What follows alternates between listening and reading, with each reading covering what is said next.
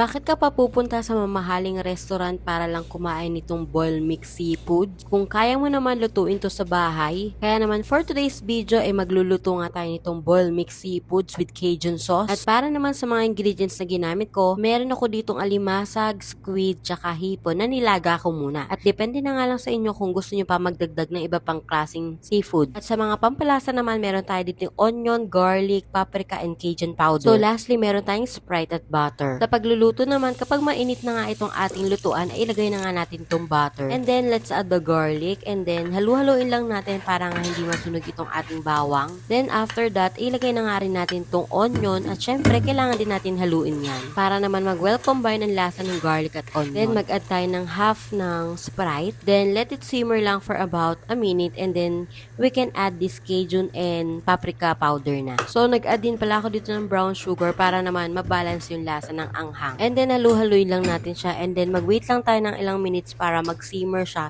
And then, that's the time na ilalagay na natin yung mga seafood. Sorry na agad dahil hindi ko pala na-record yung paglalagay ng seafoods dito sa sauce. Yung iba naman talagang sineseparate nila yung Cajun sauce dun sa mismong seafood. So, it's up to you kung imimix mo ba yung sauce dun sa seafoods. Pero for me, ito, minix ko talaga siya para naman ma-sauce. O, diba? No need mo lang nga pumunta sa mamahaling restaurant para lang kumain nga nitong boil mix seafoods. Sana natakam ko kayo for today's video. O siya, sige hanggang dito na lang. Till our next vlog. Bye!